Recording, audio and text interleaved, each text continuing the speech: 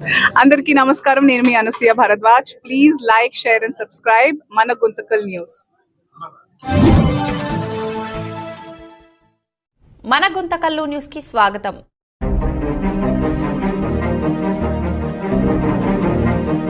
అందరికీ నమస్కారం.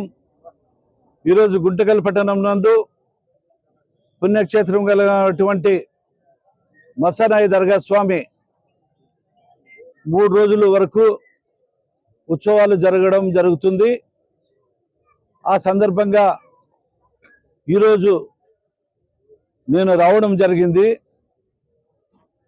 ఇది గత 391 సంవత్సరాల నుంచి ఈ స్వామి ఆ రోజు వెలిసిన స్వామి, ఒక చరిత్ర కలిగిన స్వామి.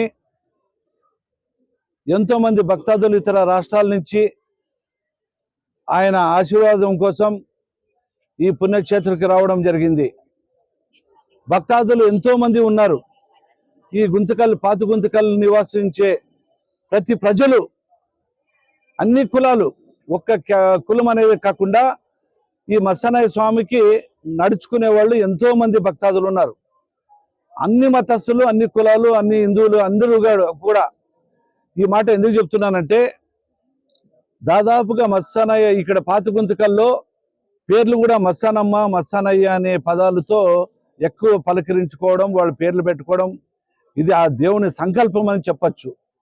అలాంటి చరిత్ర కలిగిన ఈ దేవాలయంలో దాదాపుగా ఎంతోమంది 50 సంవత్సరాలు కావచ్చు, 60 సంవత్సరాల పైచిలక నుంచే ఎక్కడ కూడా అభివృద్ధికి నోచుకోలేని పరిస్థితి కనబడుతుంది. ఎంతోమంది, ఎన్నో నాయకులు వచ్చి పోయిండొచ్చు, ఎమ్మెల్యేలు. కానీ ఎలక్షన్ వరకే ఆయన ఆశీర్వాదం పొందేదానికి వచ్చారే కానీ ఆయన ఆశీర్వాదం నుంచి అభివృద్ధి చేస్తామనేది ఏ నాయకుడు కూడా రాలేదనేది నేను స్పష్టంగా చెప్పగలను. ఎందుకంటే ఇప్పుడు నేను ఈ గుంతకల్ నియోజకవర్గానికి ఎమ్మెల్యే అభ్యర్థిగా వచ్చేటప్పుడు, అది కూడా నేను చిన్నతనము, నా ఊరు గుమ్మనూరు అయినా కూడా, నా పుట్టిన ఊరు నక్కందొడ్డి అయినా కూడా నేను చిన్నతనము నుంచి చూస్తున్నాను.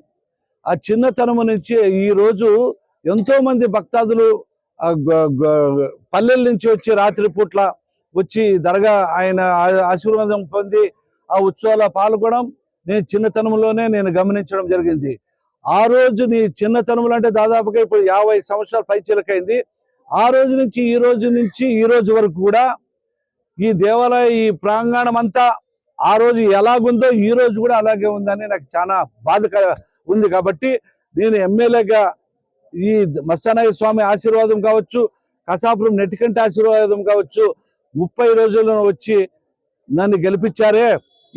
ఈ స్వామి వారి ఆశీర్వాదం, ఆ నెట్టికంటి స్వామి వారి ఆశీర్వాదం, ఈ ప్రజల ఆశీర్వాదంతో 30 రోజులు గెలిచానంటే వీళ్ళ ఆశీర్వాదం అని నేను చెప్పగలను.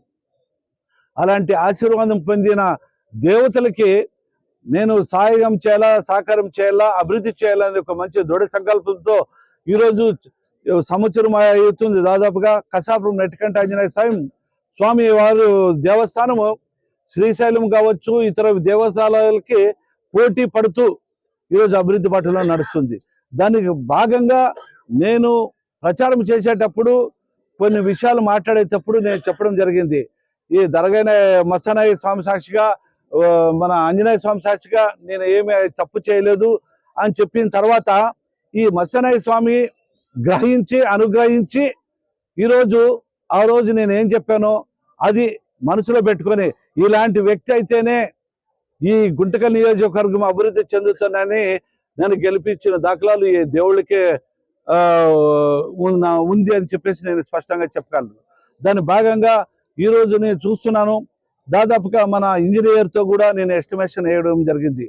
ఆ రోజు వచ్చినప్పుడు కూడా చెప్పిన, ఈ ఉండి డబ్బులు ఎంతో మంది ఇక్కడ వక్ఫ్ ఇన్స్పెక్టర్ కూడా ఉన్నాడు.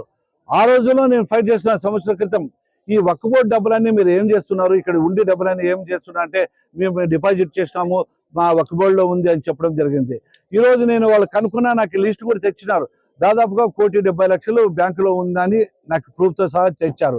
అది కూడా మరి డెవలప్మెంట్ 60 లక్షలు డెవలప్మెంట్ ఫండ్ సపరేట్గా ఉందని చెప్పడం జరిగింది. అది కాకుండా మొన్న వక్ఫ్ బోర్డ్ చైర్మన్ ఫోన్ చేయడం జరిగింది, అన్న ఇది చాలా అన్యకృతం అయిపోయి ఎవరు డబ్బులు ఏదో ఇచ్చేసుకుంటారంటే మీ ఇన్స్పెక్టర్లు పంపించండి అయ్యా నేను మాట్లాడతానని చెప్పడం జరిగింది. అయినా ఆయనతో కూడా ఇదే చెప్పా, మీరు డబ్బులు ఒక్కబోటి డబ్బులు తీసుకుపోతున్నారు కదా, ఏం అభివృద్ధి చేస్తున్నారంటే ఇంకేం అభివృద్ధి కావాలని అడగడం జరిగింది. నువ్వు ఏం అభివృద్ధి చేస్తావో నాకు తెలియదు, కానీ నాకు దాదాపుగా 2 కోట్లు, అంటే ఇప్పుడు ఈరోజు ఎస్టిమేషన్ ప్రకారం అయితే 4 కోట్ల రూపాయలు అయితే సరిపోతుందని చెప్పడం జరిగింది. 4 కోట్లు ఏ విధంగా అంటే గర్భగుడి 2.5 కోట్ల రూపాయలు, పక్కన చుట్టూ ఉన్న ప్రహార గోడ కావచ్చు, అభివృద్ధి కావచ్చు, అది 1.5 కోటి, అంటే దాదాపుగా 4 కోట్ల పైచిలతోనే అభివృద్ధి అవుతుంది అని చెప్పడం జరిగింది. నేను ఒక్క బోర్డు వాళ్ళకి చైర్మన్కి ఒకటే చెప్పినాను, నువ్వు దాదాపు ఇన్ని సంవత్సరాల నుంచి డబ్బు తీసుకుపోతున్నావు కదా, మాకు 2.5 కోట్లు మీ ఒక్క బోర్డు నుంచి పంపించడం జరిగిందంటే, లేదు మా ఫండ్ అంతా మేము స్కూల్ పిల్లోళ్ళకి చదువులు నేర్పించేదానికి మేము వినియోగించుకుంటామంటే, నేను ఒకటే మాట చెప్పిన, స్కూళ్ళు చదివించుకునేదానికి వాళ్ళ తండ్రులు ఉండొచ్చు, కాబట్టి ప్రభుత్వాలు ఉండొచ్చు, కేంద్ర ప్రభుత్వం ఉంది, వాళ్ళు చదువులు నేర్పిస్తారు. కానీ ఈ గుడి చెందిన డబ్బులు, గుడి అభివృద్ధి అయితే ఇంకా లక్షలాది వచ్చి భక్తాదులు వస్తారు, అప్పుడు ఇంకా అభివృద్ధి అవుతుంది కదా. కానీ ఒకవేళ మీరు పిల్లలకి ఎడ్యుకేషన్ చెప్పియాలనుకుంటే ₹1,00,000 వస్తే 40% మీరు తీసుకువెళ్ళండి, వక్బోర్డు పెట్టుకోండి, 60% ఈ మన మత్స్యనాయ స్వామి దర్గాకి పెట్టండి అని చెప్పడం జరిగింది. నేను 60-40 అనే పదాన్ని ఇప్పుడున్న అపోజిషన్ ఉన్న పార్టీ వాళ్ళు, నేను ఏదో 60% డబ్బులు నేను లంచం అడిగినాను అనే విధంగా ప్రాపగండం చేసి ఎన్నో రకరకాలుగా, అది అంటే చెప్పాలంటే రాష్ట్రం అంతా మొత్తము హైలైట్ అయిపోయింది. హైలైట్ అయ్యే కారణం కూడా గుమ్మనూరు జయరాం ఏం మాట్లాడినా అది వైరలే. రాష్ట్రంలో ఏ పార్టీ అయినా ఏదైనా గుమ్మనూరు జయరాం వైరలే. ఆ వైరల్ అయింది, అది నేనే అనుకుంటున్నాను, నా మంచి కోసమే వైరల్ అయింది. గుమ్మనూరు జయరాంని ఎప్పుడైనా కానీ మర్చిపోకూడదు, జనాల్లో ఉండాలనే దానికి హైలైట్ అయింది. హైలైట్ కూడా చాలా మంది స్పష్టంగా చూసినారు. ఉందనా 60% 40% అనే పదాన్ని నేను ఇక్కడ ఉన్న దీనికి డెవలప్మెంట్ అని చెప్తే దాన్ని బీప్ సౌండ్ ఇచ్చి, లేదు 60% ఆయనే తీసుకునేదానికి అని చెప్పి ఈ వైఎస్ఆర్ కాంగ్రెస్ పార్టీ వాళ్ళు కొంతమంది కుతంత్రాలకి ఈ రకంగా నేను ప్రాపగండం చేశారు. అది ఏమో కానీ మత పెద్దలు కూడా వాళ్ళందరికీ నేను ధన్యవాదాలు తెలుపుకుంటున్నా. వాళ్ళందరూ కూడా చెప్పారు, ఆయన డబ్బులకు ఆశించలేదు, ఈ మత్స్యనాయ స్వామి అభివృద్ధికి చెప్పడం జరిగింది, కానీ మీరు ఆ వక్రంగా మాట్లాడేది మంచిది కాదని చెప్పడం జరిగింది. అదేవిధంగా హై ఛానల్ ఆయన బ్రహ్మాండంగా వాళ్ళకి బుద్ధి వచ్చే విధంగా వాళ్ళకి ఛాలెంజ్ కూడా విసిరడం జరిగింది. హై న్యూస్ వాళ్ళు ఆ పెద్ద ఆయన మాట్లాడడం ఎంత అద్భుతంగా మాట్లాడంటే, కాదయ్యా మీకు ఏమన్నా సిగ్గు శరము మానవత్వం ఏదైనా ఆయన ఎన్నో సంవత్సరాల నుంచి చేకూరింది, నేను వచ్చి ముందుకు వచ్చి చేస్తానని చెప్పడం 60% 40% పదాన్ని మీరు ఏదో రకంగా చెప్పడం అది బాగలేదు. మీకేమన్నా బుద్ధి జ్ఞానం ఉండి అదే విధంగా మీరు నాతో డిబేట్లో రండి, ఛాలెంజ్ నేనే ఎమ్మెల్యే పరంగా, ఆయన ఎమ్మెల్యే నాకు ఎవరనేది నేను ఎవరనేది ఆయన కూడా తెలీదు, అయినా కూడా ఆయన పరంగా నేను ఈరోజు ముస్లిం వంశస్థుడుగా నేను చెప్పడం జరిగింది, మీరు రాండి డిబేట్ పెట్టుకుందామా అని ఆయన ఛాలెంజ్ కూడా ఇచ్చినాడు. ఆయన ఛాలెంజ్కి నేను కూడా మద్దతు ఇస్తున్నా. ఏమాత్రం మీ ఖలీజా మీకేమన్నా నేను మరి భాష మాట్లాడితే మరి హైలైట్ అవుతుంది, అన్నల్లో ఇంకతో వద్దులే హైలైట్ అవుతుంది. మీరు ఏమాత్రం కూడా మీ కన్న తల్లిదండ్రులకి బాగా జన్మించింటే, ఆ మాట వేరే రకంగా అనొచ్చు, జన్మించింటే మీరు ఆ ప్రూఫ్ చేయండి. నేను 60% నా ఇంటికి తీసుకుపోతాను అనేది మీరు ఏమైనా ప్రూఫ్ చేస్తే నేను ఎంతో క్షమాపణాలు చెప్పుకుంటా, లేదంటే ఈ గుంటకలు వదిలిపెట్టిపోయేదానికి సిద్ధంగా ఉన్నా. కాబట్టి ఈ కల్లిబుల్లి మాటలు మీరు చెప్పద్దండి. ఈ ప్రజలు నమ్మే పరిస్థితులే లేదు. మా గుంటకల్ నియోజకవర్గం ముస్లిం సోదరులు కావచ్చు, హిందూ సోదరులు కావచ్చు, అన్ని కులాలు కానీ అన్ని మతాలు కానీ ఈ గుంటకల్ ప్రజలకు ఎవరు అభివృద్ధి చేస్తున్నారు, ఎవరు ఫీల్డ్లో అభివృద్ధి అవుతుంది, ఎవరిని జనాలు ప్రేమించే వ్యక్తి ఎవరు ఉన్నారనేది ప్రజలందరికీ తెలుసు. గత ఎన్నో మంది ఉన్నారో ప్రేమించారో తెలియదు, కానీ ఈరోజు ఆ దేవుళ్ళ దయ వల్ల ఈరోజు నన్ను అందరూ కూడా ఒక కుటుంబ సభ్యులకే చూశారు. నన్ను ఒక ఎమ్మెల్యేగా కానీ ఇంకోటి కానీ చూడలే. స్వతంత్రం ఏదైనా వచ్చిందంటే అయిన తర్వాత ఈ కూటమి ప్రభుత్వం, తెలుగుదేశం ప్రభుత్వం వచ్చిన తర్వాత అన్ని కులాలు అన్ని మతాలకు సమానంగా రాజకీయం తీసుకుపోయే జవాబుదారి గుమ్మనూరు జయరాం ఎమ్మెల్యే అని చెప్పడం ఈ ప్రజలందరికీ నచ్చింది. రాబోయే రోజుల్లో కూడా ఈ దేవాలయాన్ని ఎక్కడ ఉన్నా కూడా మన నియోజకవర్గంలో అన్ని దేవాలయాల్లో అభివృద్ధి చేసేదానికి నేను ముందుంటా. ఏ సమస్యలైనా కూడా ఎదుర్కొనేదానికి నా తరపున మా ప్రజలు ఉన్నారు, మా ముస్లిం సోదరులు ఉన్నారు, మా హిందూ సోదరులు ఉన్నారు, అన్ని మతస్థులు అన్ని కులాలు ఏదైనా నా పైన బుద్ధి చల్లేకేదానికి ఉంటే వాళ్ళకి బుద్ధి చెప్పే ప్రజలు మా వాళ్ళు ఉన్నారు కాబట్టి నేను ఏమాత్రం కూడా భయపడే ప్రసక్తే లేదు. ఇలాంటి అభివృద్ధికి నేను ముందు ఉండి ఇంకా ఏమైనా అభివృద్ధి అంటే ఈ 2-3 సంవత్సరాల లోపలే ఖచ్చితంగా 2.5 కోట్ల రూపాయలు ఈరోజు గర్భగుడికి కావాలని మత్స్యనాయ స్వామికి చెప్పడం జరిగింది. ఈ భక్తాదులు ఇక్కడ ఒక టీం ఏర్పాటు చేసుకొని పెద్ద మనుషులు చేసుకొని నేను డబ్బు ఇచ్చేవరకే ఉంటాను, ప్రజలు డబ్బు ఇచ్చేవరకే ఉంటారు. వాళ్ళు ప్రజలు ఇచ్చిన డబ్బులు బ్లాక్ బోర్డ్ పైన బలానా గుమ్మనూరి బోర్డుకి పరిమితం అవుతుంది. ఇక్కడ ఒక 10 మంది 4 కోట్లైనా 2 కోట్లైనా వాళ్ళ సమక్షంలో పెట్టి వాళ్ళే దానికి బాధ్యతగా వహించి రేపు రాబోయే రోజుల్లో ఇక్కడ రాజస్థాన్ మారవాలంటే చాలా ప్రత్యేకత దేవుళ్ళకి. ఆ రాజస్థాన్ వంతు కృషి చేస్తా. భక్తాదులు కూడా ఎవరైనా డబ్బులు వాళ్ళు కావచ్చు, మస్తానమ్మ పేరు పెట్టుకున్న వాళ్ళు కావచ్చు, ఆయన కొలిచే వేరే ఇతర రాష్ట్రాలు ఉండే వాళ్ళందరూ కూడా కొలిస్తే ఫస్ట్ గర్భగుడిని 2.5 కోట్ల రూపాయలతో డెవలప్మెంట్ చేసి తర్వాత ఈ కాంపౌండ్ని బిగించుకునే దానికి అవకాశం ఉంటుంది.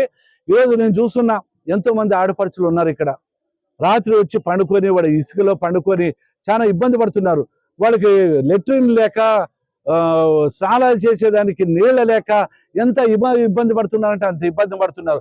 నేను వగ్బాణి ఇన్స్పెక్టర్కి నిన్న వచ్చి నాతో మాట్లాడితే 60 లక్షల రూపాయలు ఉన్నవి, దాన్ని ఏం సార్ అని చెప్తే ఈ 60 లక్షల రూపాయలు ఇది కేటాయించండి, దానికి ఒక కమిటీ చేయండి, 60 లక్షల బాధ్యత వహించి మీరు స్థలం చూపిస్తే మన ముందు ఏదో స్థలం ఉందంట, ఆ స్థలం చూపిస్తే 60 లక్షల రూపాయలతో 20 బిల్డింగ్లు 20 రూములు కావచ్చు, 30 రూములు కావచ్చు, ఒక 30 రూములు ఏర్పాటు చేసుకొని ఆ రూమ్ కూడా సింగిల్ బెడ్, బాత్రూము, హాల్ వచ్చిన భక్తాదులు వాళ్ళ సంసారం దాంట్లో ఉండి వెళ్ళిపోయేదానికి సౌకర్యం కల్పించేదానికి 20-30 రూములు కడుతూ అదేవిధంగా వచ్చిన భక్తాదులకి బాత్రూమ్ పోవాలన్నా లెట్రిన్ పోవాలన్నా చాలా ఇబ్బందికరంగా ఉంది.